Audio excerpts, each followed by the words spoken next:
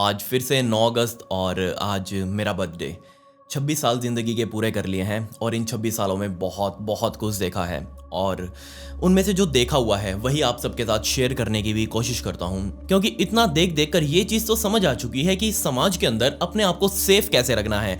वो चीज़ मैं आपको हमेशा बताता रहूँगा। आज 26वां बर्थडे है, आगे भी बहुत सारे आएंगे और आपके साथ ऐसे ही वीडियोस भी आती रहेंगी। मेरा प्यार आपके लिए हमेशा ऐसा ही रहेगा। बट आज जो मैं आपको स्टोरी बताने वाला हूँ, जो इंसिडेंट बताने वाला हूँ, वो आज तक के इतिहास का या फिर मैं कहूँ मेरे ही खुद वीडियोस के भी इतिहास का सबसे ज्यादा जान माल का नुकसान होने वाला एक्सीडेंट था। इसे जानकर आप समझ ही नहीं पाएंगे कि आखिर ऐसा कैसे हो सकता है। जहां आप लोग जाना चाहते हैं वहां लोग गए और वहां जाकर जब उनके साथ ऐसा कुछ हुआ, यकीनन बहुत बहुत ज्यादा भयानक था।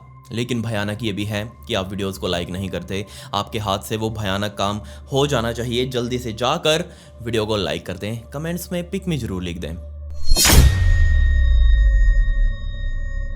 आज की इस इंसिडेंट को समझने के लिए हमें फिलीपींस में जाना पड़ेगा और यहीं पर रहा करती थी 14 साल की वैलेरियन ड्यूमा नाम की एक छोटी सी बच्ची। परिवार से बिल्कुल गरीब, उसके पिता यहाँ इधर उधर छोटी मोटी दिहाड़ी मजदूरी करके परिवार का के जैसे तैसे भरण पोषण कर रहे थे। और तब यहाँ वैलेरी ने सोचा कि क्यों ना वो भी कोई छोटे मोटे काम धंधा कर ले, और तब जाकर उसे एक वहीं के रिच परिवार में, वहीं के एक अमीर सी परिवार में घर का काम करने के लिए छोटी मोटी नौकरी मिल चुकी थी। लेकिन दिक्कत यहाँ पर यह थी कि वैलेरी को इस घर के अंदर ही रहना था 24 घंटे। वो काम अपना निपटाकर वापस अपने घर नहीं जा सकती थी। ये चीज उसके पिता को बहुत ज्यादा दिक्कत में लगी कि तुम वापस अपने घर क्यों नहीं आ सकती, हमें भी तो तुम्हारी जरूरत है, हम भी तो चाहते हैं कि हमारे बच्चे हमारे पास ही रहें। लेकिन वैलेरी ने कहा कोई दिक्कत नहीं है पापा, अगर हमारे परिवार को इससे थोड़ा बहुत सपोर्ट मिलता है तो मैं वहां भी रह लूंगी, कोई दिक्कत नहीं, आप बिल्कुल टेंशन मत लो। ये बोलकर वैलेरी अपने घर से निकली। उसने अपना सारा सामान पैक किया हुआ था और वो सारा सामान ले जाकर अब उसने अपने दूसरे जो एम्प्लॉयर थे जहां वो नौकरी करनी थी, उसने उसी घर में ले जाकर सारा रख दिया और वहीं पर अब उसका काम स्टार्ट हो चुका था। 20 दिसंबर 1987 का दिन आ चुका था और फाइनली इस दिन सुबह सुबह जहां वैलेरी काम कर रही थी, उस घर के मालिकों ने अपने सूटकेसेस अपने अलमारी से बाहर निकाले, उसके अंदर सामान वगैरह पैक करना शुरू किया। उनकी अटैचियां वगैरह सारी पैक हो चुकी थी और तब उन्होंने बाहर निकलते निकलते वैलेरी को कहा कि तुमने अभी तक अपना सामान पैक क्यों नहीं किया। वैलेरी ने कहा कि मैं अपना सामान कैसे पैक करूं, मुझे तो किसी ने कुछ कहा ही नहीं कि मुझे कहां चलना है या किसके साथ चलना है। तब यहां उसके मालिकों ने कहा कोई दिक्कत नहीं है, जाओ तुम भी अपना सामान पैक करो और जल्दी से हमारे साथ चलो। हम एक्चुअल में अभी वहां टैब्लाकोन शहर से मनीला शहर तक के लिए एक समुद्र में फेरी चलती है, एक छोटा सा जहाज चलता है और उसी जहाज की यात्रा करके हम मनीला तक जाने वाले थे। और जैसे ये चीज वैलेरी ने सुनी, उसको बहुत ज्यादा एक्साइटमेंट हुई। वो बहुत ज्यादा टाइम से वेट कर रही थी कि वो कब मनीला शहर जाएगी, वहां चीजें देखेगी और फाइनली आज उसे मौका मिल चुका था अपने ही मालिकों के साथ मनीला शहर घूम कर आने का। अब ये सारे के सारे लोग और वैलेरी एक गाड़ी में बैठे और वहां से सीधा उस पोर्ट तक पहुंचे जहां से ये डोनापेज नाम की एक ये जहाज वहां से निकलने वाला था और सीधा मनीला जाने वाला था। लेकिन यहाँ दिक्कत ये हुई कि ये लोग 20 तारीख को पहुंचे थे और 5 दिनों बाद क्रिसमस आने वाला था, फेस्टिवल सीजन चल रहा था और इसीलिए यहाँ इस पूरे के पूरे पोर्ट के ऊपर बहुत ज्यादा भीड़ लगी हुई थी और वैलेरी की टिकट उसके मालिकों ने बुक ही नहीं करवाई थी। अब यहाँ दिक्कत तो होगी, बिना टिकट के वैलेरी उस जहाज के ऊपर कैसे चढ़ेगी जो कि मनीला तक जाने वाला था। तब यहाँ उसके मालिकों ने कहा कि कोई दिक्कत नहीं है, तुम सारे के सारे लोग यहीं रुको, हम जाकर अभी देख के आते हैं, वहां कोई टिकट का जुगाड़ करके आते हैं। तब यहाँ वो टिकट काउंटर पे गए, लेकिन टिकट सारी बिक चुकी थी और वो तभी टिकट काउंटर के पीछे गए जहां पर वो टिकट बेचने वाले लोग खड़े थे। उनसे जाकर बात की गई, टेबल के नीचे से थोड़ा सा माल पानी उन्हें सरकाया गया और तब जाकर एक टिकट का जुगाड़ हो चुका था। जी हाँ, यहाँ पर रिश्वत देने के बाद एक टिकट का जुगाड़ हो चुका था और वैलेरी को भी अब अपनी टिकट मिल चुकी थी। अब वैलेरी भी अपने सारे के सारे मालिकों के साथ उस जहाज में चढ़ने के लिए तैयार थी। जहाज में बहुत ज्यादा भीड़ भरी हुई थी। आप इस फोटो में देख ही सकते हैं कि कैसे लोग उस जहाज के अंदर अपनी बैठने के लिए भी जगह नहीं बना पा रहे हैं। अब आप इससे अंदाजा लगा ही सकते हैं कि यहाँ उस टाइम पर कितना ज्यादा क्राउड जो था वो एक्साइटेड था और किस लेवल की टिकट की ब्लैक चल रही थी। टिकट्स को फुली ब्लैक करके बेचा जा रहा था। एक टिकट जो कि तकरीबन 2,500 रुपए की थी, वो बढ़ बढ़कर 12-13 हजार रुपए के आसपास की बिक रही थी।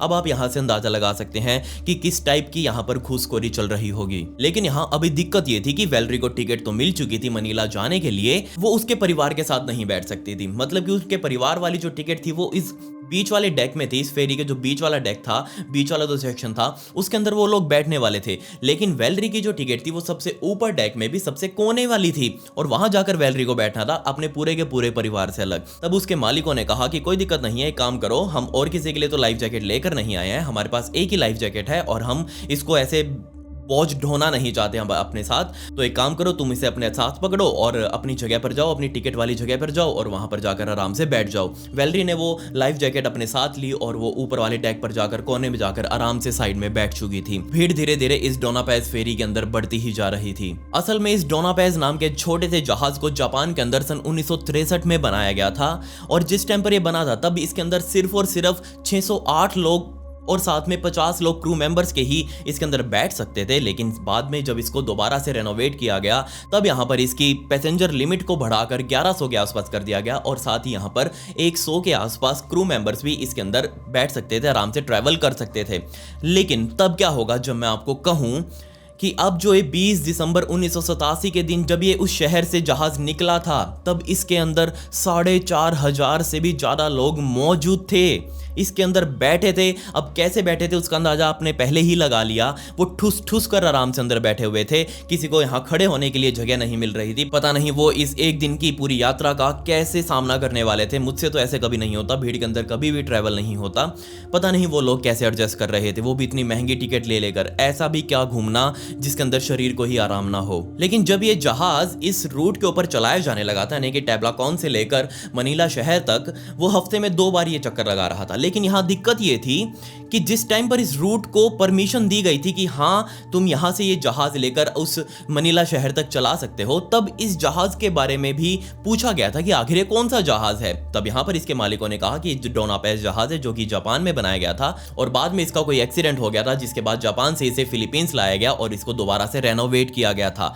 अब आप यहाँ पर सोच कर देखिए, जिस टाइम पर इसको रेनोवेशन के बाद दोबारा से परमिशन लेनी थी उस टाइम पर भी इसके मालिकों ने बहुत मोटा पैसा ऊपर बैठे अधिकारियों तक पहुंचाया ताकि इसकी परमिशन मिल सके, क्योंकि जब इसके ऊपर एक और डेक रखा गया था, एक और फ्लोर रखा गया था ऊपर, उसको रखते ही ये जहाज पूरी तरीके से अनस्टेबल हो चुका था। लेकिन फिर भी फिलीपींस में बैठे हुए अधिकारियों ने इसकी परमिशन दे दी कि कोई दिक्कत नहीं है, आप इस जहाज को आराम से सेफ्टी के साथ चला सकते हो। खैर वेलरी अपने आराम से ऊपर इस कोने में बैठी हुई थी, उसके साइड में ही एक और पिता अपनी छोटी सी बच्ची को लेकर साइड में बैठा हुआ था और ये तीनों लोग मिलकर देख रहे थे कि कैसे आसपास में लोग बाथरूम के लिए लड़ रहे हैं, क्योंकि ऊपर जो फ्लोर था वो सबसे ऊपर वाला, उसके अंदर सिर्फ 3 ही बाथरूम थे। उन बाथरूम्स के अंदर जाने के लिए कैसे एक दूसरे का गला पकड़ने के लिए तैयार थे। वेलरी को ये चीज देखकर बहुत ज्यादा अजीब भी लगा, लेकिन वो कर भी क्या सकती थी, वो जस्ट आराम से साइड में बैठी हुई थी और वो वेट कर रही थी कि कब उसका नंबर आएगा और वो भी बाथरूम का इस्तेमाल कर पाए। खैर इसके ब्रिज सेक्शन में मौजूद इस जहाज के कैप्टन यूज़ेबियो, वो और उसके क्रू मेंबर पूरी तरीके से इसके अंदर मौजूद हजारों लोगों को किसी तरीके से कंफर्ट देने की कोशिश कर रहे थे। वो चाह रहे थे कि जितने मर्जी लोग आ जाएं इस जहाज के ऊपर, कोई दिक्कत नहीं है, लेकिन हम उन सभी को खुश कर पाएं। अब एक बात बताइए, जिसकी कैपेसिटी ही 1200 के आसपास की हो, उसके अंदर आप 4500 लोग घुसा दोगे तो कैसे कोई खुश रह पाएगा? मैं तो एटलीस्ट नहीं रह सकता। रात के तकरीबन 10:30 बज चुके थे। इस टाइम पर इस जहाज के अंदर जितने भी लोग मौजूद थे उसमें से कुछ एक तो सो चुके थे, लेकिन जो जगे हुए थे वो एक ही उम्मीद में जगे हुए थे कि कब उनको कोई दारू ला कर दे, कब उनको कोई क्रू मेंबर आकर कहे कि लीजिए बाबूजी ये आपकी दारू है और आप पीकर इसे भंड हो जाइए और आराम से सो जाइए। जी हां, इस फेरी के ऊपर सिर्फ लोग इसीलिए बैठे हुए थे ताकि वो आराम से नशे पते फूंक कर सारा दिन माल पीकर सेट हो सके और उनको इस चीज में बहुत मजा आने वाला था। 10:30 बजे के आसपास ज्यादातर लोग, ना सिर्फ यहां पर लोग बल्कि इस जहाज के कैप्टन तक खुद भी दारू वगैरह पीकर सेट हो चुके थे और वो अब इस जहाज को तबला स्ट्रेट, जो कि आप अभी अपनी स्क्रीन के ऊपर देख रहे हैं, उस स्ट्रेट से होते हुए अब अपने आगे वाले स्टॉप पर जाने वाले थे। खैर जैसे ही रात के 11:15 बजे जब इस जहाज के ऊपर मौजूद हर एक व्यक्ति सेट हो चुका था, तभी इस पर मौजूद सभी लोगों को एक भयंकर झटका लगा और ये झटका एक्चुअल में किसी और चीज का नहीं बल्कि ये जहाज, ये डोनापेज नाम का ये जहाज एक्चुअल में सामने से गुजर रहे एक वेक्टर नाम के ऑयल टैंकर जहाज से जाकर टकरा चुका था और ये टक्कर इतनी ज्यादा भयंकर थी कि डोनापेज की जो आगे वाली नाक होती है वो सीधा जाकर उस वेक्टर जहाज के अंदर घुस चुकी थी। अब ऑब्वियसली जैसे ये जहाज की नाक उसके अंदर घुसी, उसने उस जहाज के यानी कि ऑयल टैंकर वाले जहाज को बीच में से चीर दिया और उसके अंदर जितना भी तेल भरा हुआ था वो तेजी से बाहर निकलने लगा। लेकिन दूसरी तरफ इस डोनापेज नाम के जहाज के अंदर जैसे ये टक्कर लगी, काफी सारे लोग तो सीधा उछलकर नीचे समुद्र में जा गिरे और इसके अलावा काफी सारे लोग आगे इस जो जहाज है वेक्टर इसके ऊपर जा गिरे थे और काफी सारे लोग इन दो टक्करों के अंदर बीच में फंस चुके थे। लेकिन ये तो सिर्फ एक शुरुआत थी, आगे बहुत कुछ भयंकर होने वाला था। वेक्टर जहाज के ऊपर 13 क्रू मेंबर और उसका एक कैप्टन मौजूद था, लेकिन यहां दिक्कत ये थी कि यहां भी काफी बड़े लेवल पर नीचे से सरकाया जा रहा था माल, नीचे से घूसखोरी की जा रही थी। वेक्टर जहाज के ऊपर जो कैप्टन था वो एक्चुअल में क्रू मेंबर से भी कम पढ़ा लिखा था और उसने पूरी तरीके से पैसा देकर अपनी नौकरी ली थी और उसको कोई ज्ञान नहीं था कि आखिर इतने बड़े जहाज को कैसे हैंडल किया जाता है। जैसे इस जोना पैस फेरी नाम के जहाज में बैठे लोगों को झटका महसूस हुआ, लोग एक दूसरे के ऊपर जाकर गिरे और उसके बाद ही बहुत तगड़ा पैनिक फैल चुका था। वैलेरी जो कि ऊपर सबसे कोने में बैठी हुई थी, उसके साइड में एक पिता अपनी बच्ची को लेकर बैठा हुआ था। इन तीनों को भी बहुत तेज झटका लगा और इस झटके के बाद से ही सभी लोग लाइफ जैकेट्स को ढूंढने लगे। लेकिन यहां पर दिक्कत ये थी कि इस डोना पैस जहाज के अंदर जहां लाइफ जैकेट का सेक्शन था, जिस कमरे के अंदर वो लाइफ जैकेट्स ठूस ठूस कर भरी हुई थी, उस कमरे की चाबी ही किसी को नहीं पता कि आखिर वो चाबी कहां पर है। और अगर मान लीजिए वो चाबी मिल भी जाती उस टाइम पर, तो भी कितनी लाइफ जैकेट उसके अंदर थी, मात्र 1100 या 1150। और यहाँ पर लोग मौजूद थे तकरीबन 4500 के आसपास। अब ऐसा तो है नहीं कि एक जैकेट के अंदर 3-3 लोग आपस में ऐसे ऐसे घुस जाएंगे और वो 3 लोग एक साथ मिलकर ऐसे ऐसे तैर लेंगे, नहीं, ऐसा नहीं हो सकता। इसके अंदर से काफी सारे लोगों का मरना अब तय हो चुका था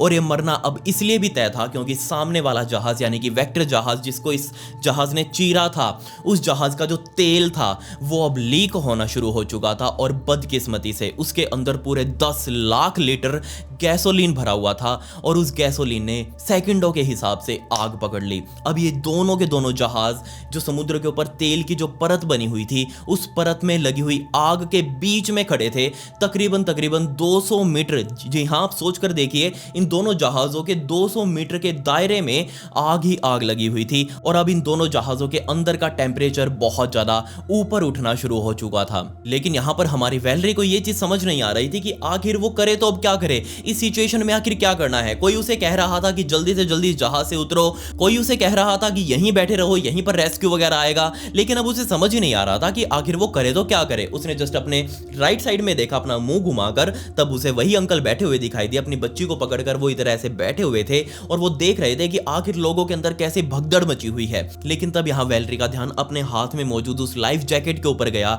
जो कि उसके मालिकों ने उसे दी थी, क्योंकि उनको ये लाइफ जैकेट उस टाइम पर बोझ लग रही थी। सोच कर देखिए आप, यहां पर वो बहुत समझ रहे थे जिस चीज को, वही अब किसी की जान बचाने वाली थी। और तभी वैलेरी ने जाकर उस अंकल से बात करी और कहा कि हमें भी शायद इस जहाज से कूद जाना चाहिए क्योंकि आग जो है वो बढ़ती ही जा रही है, अंधेरा वैसे ही बहुत ज्यादा है, हमें कुछ दिखाई वैसे ही नहीं दे रहा है, हमें जल्दी से जल्दी जहाज से उतरना चाहिए। तब यहाँ इन तीनों ने मिलकर प्लान बनाया कि वैलेरी इस जैकेट को पहनेगी और ये दोनों के बाकी ये जो बच्ची और उसका पिता है वो जस्ट वैलेरी को पीछे से पकड़ेंगे ताकि वो इस समुद्र के अंदर डूबे ना। जी हाँ, पहले वैलेरी ने जैकेट पहनी और जैकेट पहनते ही नीचे आग लगे हुए समुद्र के अंदर उसने छलांग लगाई और उस छलांग को लगाते ही पीछे से वो बच्ची का बाप और बच्ची खुद भी नीचे समुद्र में कूद चुके थे। और यहाँ पर आप किस्मत देखिए, जिस टाइम पर ये समुद्र के अंदर कूदे थे उस टाइम पर ये आग बस बढ़ती ही जा रही थी, लेकिन दूर से ही इस आग को लगी हुई एक जहाज ने देख लिया था जिसका नाम था MS डॉन क्लॉडियो।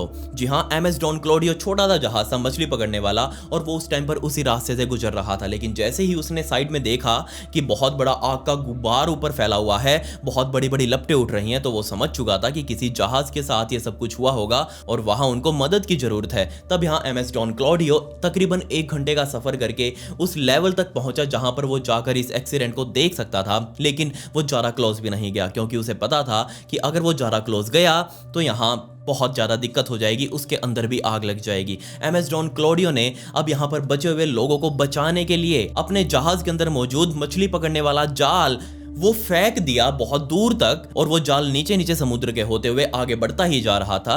और तब यहाँ लोगों के पैर वगैरह उसके अंदर फंसने लगे और किस्मत से यहाँ वैलेरी और साथ में वो अंकल और उसकी बच्ची, इन तीनों ने वो जाल पकड़ लिया और वो जाल धीरे धीरे कर अब MS डॉन क्लॉडियो में पास जाता जा रहा था। जी हाँ, ये तीनों लोग अब उस MS डॉन क्लॉडियो में शिफ्ट हो चुके थे। किसी तरीके से इन्होंने अपनी जान बचा ली। लेकिन तब क्या होगा जब मैं आपको कहूँ उस जाल के अंदर और भी बहुत कुछ फंसा हुआ था। जी हाँ, उस जाल के अंदर काफी सारी डेड बॉडीज फंसी हुई थी। उस जाल के अंदर लोगों के अंग फंसे हुए थे, जले हुए। वो भी सोच कर देखिए आप, लोग झुलस चुके थे, उनकी स्किन इस तरीके से मतलब कि गल चुकी थी या फिर जल चुकी थी, वो सारी जल जल कर उस जाल के अंदर फंसी हुई थी। और जैसे ही वहां पर वो मछुआरों ने देखा कि आखिर ये क्या भसड़ है, उनको समझ ही नहीं आ रहा था। लेकिन बाद में जब उनकी टेस्टिंग की गई तब यहाँ पता चला कि आखिर चीज़ कुछ और नहीं बल्कि इंसानी अंग ही थे, जो कि जलने से नाजुक हो चुके थे। और जैसे ही जाल ने उनको टच किया होगा, वो अपने आप ही टूटकर इस जाल के साथ चिपक चुके थे। सिर्फ 2 घंटों के अंदर 4373 लोगों ने, जो कि इस डोना पेज फेरी के अंदर बैठे हुए थे, उन्होंने दम तोड़ दिया था। सिर्फ और सिर्फ 26 लोग ही जो इसके ऊपर एक्स्ट्रा में सवार थे, जो कि ऊपर वाले डेक में उस कोने में बैठे हुए थे, जैसे कि हमारी वेलरी, और उसके साथ 25 लोग और जो कि सिर्फ ऊपर बैठे हुए थे, वही इस पूरे इंसिडेंट में बच पाए, क्योंकि उनके हाथ ही वो जाल लग पाया था। बाकी कोई भी अपने आप को बचाने में सक्षम नहीं हो पाया। खैर, सिर्फ 2 घंटों के अंदर इतने लोग मारे जा चुके थे। और 2 घंटों बाद ये डोना पेज जहाज बिल्कुल प्रॉपर पूरी तरीके से अंदर पानी में डूब चुका था। और उसके बाद इस जहाज ने नीचे गहराई में तल में 1500 फीट की अपनी यात्रा शुरू कर दी थी। और तकरीबन 1.5 घंटे बाद वो इस 1500 फीट की गहराई में जाकर आराम से बैठ चुका था। यही जहाज नहीं था, इसके साइड में मौजूद वेक्टर जहाज, वो भी अब डूबने वाला था, क्योंकि उसका भी 10 लाख लीटर जो तेल था वो अब बाहर निकलकर बिल्कुल पूरे समुद्र के अंदर आग लगा चुका था। और उसके बाद इस वेक्टर जहाज ने भी डूबना शुरू किया। 2 घंटों के बाद वेक्टर भी अब इस समुद्र के नीचे समा चुका था। वो भी 1500 फीट की गहराई में जाकर आराम से बैठा हुआ है, आज भी वहीं पड़ा हुआ है। लेकिन इस घटना का जो भयानकपन था वो अब सामने आने वाला था। ये 26 लोग जो कि अब बचे हुए थे, यही सब कुछ बताने वाले थे कि आखिर इस जहाज के साथ क्या दिक्कत हुई। जी हाँ, उन्होंने सबसे पहले तो बताया कि जो आसपास में लाशें तैर रही थी, हमने उनको जिंदा व्यक्ति समझकर बचाने की कोशिश करी। बहुत सारी लाशें उनके हाथ में आई, लेकिन जैसे ही उनको वो हाथ लगाते तभी उनकी स्किन निकलकर उनके हाथ में आ जाती और बाकी के बाकी पूरा का पूरा व्यक्ति साइड में बहता जा रहा था। आप सोच कर देख सकते हैं यहाँ पर कितनी भयानक मौतें रही होगी लोगों की, जलने की वजह से, इन 2 जहाजों के बीच में फंसने की वजह से और डूबने की वजह से। जो व्यक्ति डूब कर मरा होगा वो बाद में जल गया होगा, जो व्यक्ति इस दोनों जहाजों के बीच में फंसने से मरा होगा वो भी बाद में जल गया होगा। जलना सबका यहां पर पक्का था। जो बच गया वो MS डॉन क्लॉडियो के ऊपर चढ़ चुका था और सिर्फ 26 लोग ही चढ़ पाए। लेकिन अब यहां पर समझने वाली बात यह है कि आखिर एक जहाज जिसके ऊपर सिर्फ 1100-1200-1300 लोग ही सवारी कर सकते थे, उसके ऊपर तकरीबन 4500 लोग आखिर पहुंचे कैसे? कहां दिक्कत हुई?